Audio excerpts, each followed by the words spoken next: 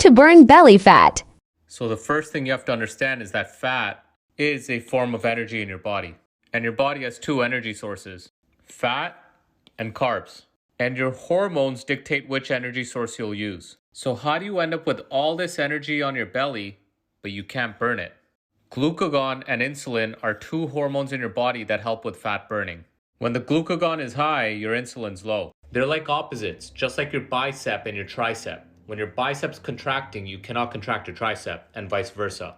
So when this is high and this is low, you're burning fat. And when your glucagon's low and your insulin's high, you're burning carbs. So now let's say you finished dinner and your insulin levels went up.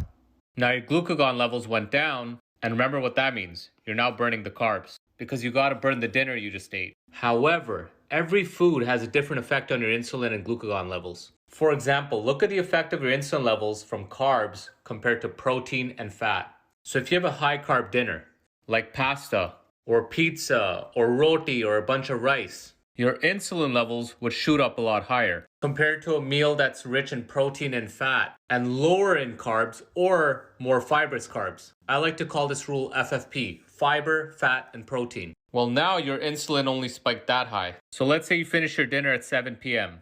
At 8 p.m. you start fasting. By 12 o'clock your blood sugars normalize. By 2 a.m. your insulin levels drop. And by 4 a.m. your glucagon goes up. Now this is if you had a healthy meal. If you had pasta and pizza and high carbs and alcohol, that's not going to happen. Now when you wake up at 7 a.m. and you just started with a high carb breakfast like this, your insulin goes back up, glucagon goes back down, you don't really burn fat. And the hunger kicks in, you crave more food, and you end up eating even more calories. Now if you just fast around 11 to 12, you got an extra 4 to 5 hours of fat burning. And if you control the dinner where it's FFP, your insulin levels will come down faster and your glucagon levels will go up faster. And the more fibrous your carbs, the lower the insulin spike. Now, if you follow the FFP rule with every meal, well, now you become a fat burning machine. You're not hungry, your cravings are gone, mentally you're not crashing, and you can do all of this without counting calories. And you could probably maintain a calorie deficit because you're not hungry.